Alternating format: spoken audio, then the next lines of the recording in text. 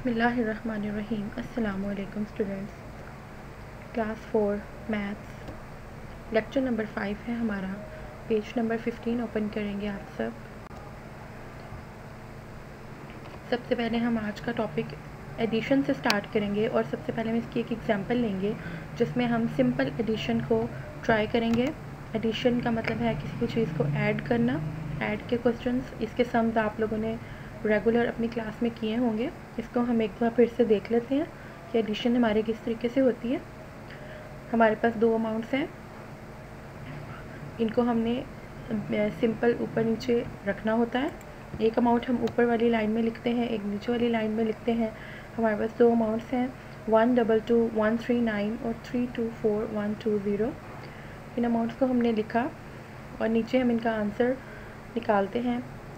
इनको simple addition हम start करते हैं इस साइड से।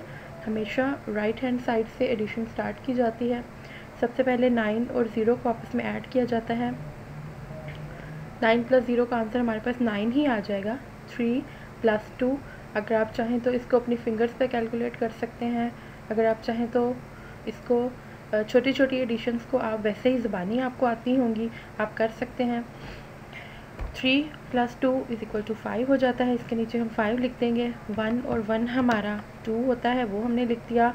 4 5 6 जो है वो 2 4 में 2 करके 6 हो जाता है, ये लिख दिया। 2 + 2 4 हो गया। 3 + 1 जो है वो हमारे पास 4 हो गया। इस तरीके से हमारी अमाउंट जो है वो सारी की सारी प्लस हो चुकी है।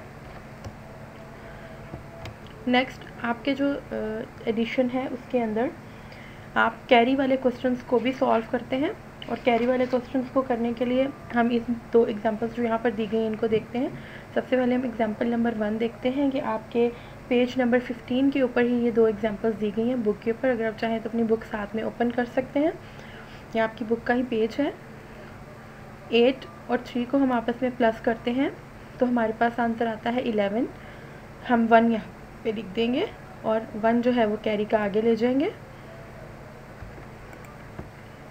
नेक्स्ट हम 9 और 7 को आपस में प्लस करेंगे, हमारे पास आंसर आएगा 16। और प्लस हम 1 कैरी का ऐड करेंगे तो हमारे पास आंसर आ जाएगा 17। 7 को हम यहाँ पे लिख देंगे और 1 जो है वो कैरी का आगे चला जाएगा। नेक्स्ट हमारे पास 7 और 6 को हम प्लस करेंगे, हमारे पास आंसर आ जाएगा 13। 13 और एक कैरी की लाइन ऐड हो जाएगी तो 14 हो जाएगा। 4 यहाँ पे लिखेंगे, 1 हम आगे कैरी के तौर पे ले जाएंगे। 4 और 3 को प्लस करेंगे तो 7 आ जाएगा। कैरी की लाइन ऐड करेंगे तो 8 आ जाएगा। 4 और 6 को हम ऐड करेंगे तो हमारे पास 10 आंसर आएगा। अब हमारे पास आगे कोई अमाउंट नहीं है जिस पर हम कैरी लेके जाएं कि हमारी लास्ट अमाउंट थी, तो हम ये पूरा का पूरा 10 जो है वो यहाँ पर लिख देंगे। इसी तरीके से आपकी एग्जाम्पल नंबर 2 भी है, इसे आप लोग देखें और इससे आप लोग खुद समझें कि ये किस तरीके से सॉल्व की गई है। बिल्कुल इसी तरीके से कैरी वाले तरीके से ये सॉल्व की गई है। अगर आप लोगों को इस क्वेश्चन को समझने में कोई इशू हो रहा है या आपको लगता है कि मुझे इसे दोबारा समझना चाहिए, तो आप वीडियो को पीछे करके बार बार इस सवाल को समझ सकते हैं अगर आपको सवाल की समझ नहीं आई है तो। अगर आप चाहें तो इस चीज़ को दोबारा से देख लें। उसके बाद एक्सरसाइज 2.1 में हमारे पास इसी तरह के क्वेश्चन दिए गए हैं डबल अमाउंट के साथ अभी, और इन सब के अंदर जो है मोस्ट प्रोबेबली जो है वो कैरी यूज़ होगा। मोस्ट चांसेस यही है कि इसके अंदर सब क्वेश्चंस के अंदर कैरी यूज़ होगा, कैरी जाएगा आगे। तो आपको इससे सब कैरी की प्रैक्टिस हो जाएगी जो अभी हमने ऊपर एग्जाम्पल में देखा है। आप इन सब क्वेश्चन को अपनी कॉपी पे करेंगे। इसके साथ ही आपके एडिशन के टॉपिक के अंदर वर्ड प्रॉब्लम्स भी आएंगी आगे चल के आपको करने के लिए।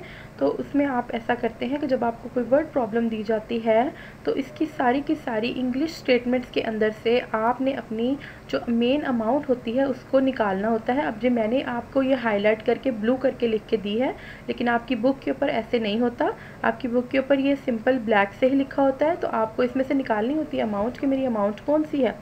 The number of people who visited the Lahore Museum in 2008 was 375,460।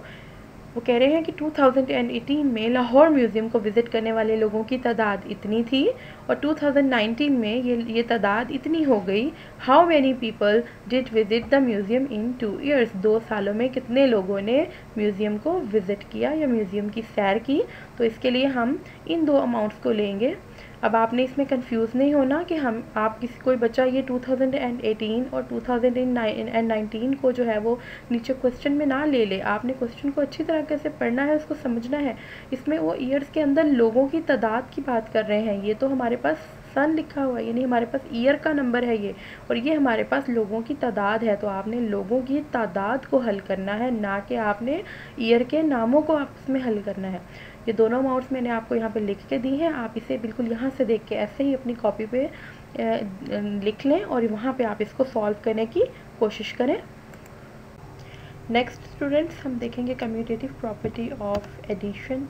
Commutative property of addition जमा के सवालों की ख़ास बात है, इसके बारे में हम बात करेंगे। वो ख़ास बात क्या है? वो ख़ास बात ये है कि जमा के सवालों में अगर हमें 2 रकमें दी गई हैं इस तरीके से, या 3 रकमें दी गई हैं या 4 रकमें दी गई हैं, इस बात से कोई फ़र्क नहीं पड़ता। इसमें हमने करना ये है कि अगर हम पहले ये वाली रकम को ऊपर रखते हैं और दूसरी रकम को नीचे रखते हैं और इसको हल करते हैं, फिर हम ये वाली रकम को नीचे रख देंगे, बाद वाली रकम को ऊपर रख देंगे और इसको हल कर देंगे, तो हमारा जवाब जो है वो दोनों का एक जैसा आ जाएगा। हम इसकी एक एग्जांपल देख लेते हैं। एग्जांपल में हमने ये 2 रकमें ली हैं, 543942, 812937। यहाँ पे भी हमारे पास ये सेम ही रकम है, सिर्फ हमने इसकी जगह बदली है। 5 वाली रकम 543942 वाली रकम को बाद में ले गए हैं और 812937 वाली रकम को यहाँ हम पहले ले आए हैं। पहले हमने 5 वाली रकम को ऊपर रखा, 8 वाली रकम को नीचे रखा और हमने इसको जमा कर दिया। फिर यहाँ हमने 8 वाली रकम को ऊपर रखा, 5 वाली रकम को नीचे रखा, यानी इसी रकम को उल्टा कर दिया और फिर हमने इसका जवाब निकाल लिया, जमा कर दिया। तो हमने देखा कि ये दोनों आंसर जो है वो बिल्कुल एक जैसे आ गए हैं। तो इसका मतलब ये हुआ कि एडिशन की कम्यूटेटिव प्रॉपर्टी क्या है कि अगर दोनों रकमों में से किसी एक की जगह बदल कर ऊपर नीचे कर दी जाए तो भी जवाब जो है वो एक ही आता है। इसके साथ ही स्टूडेंट्स, हमारा आज का लेक्चर कंप्लीट हो गया है। अल्लाह हाफिज़।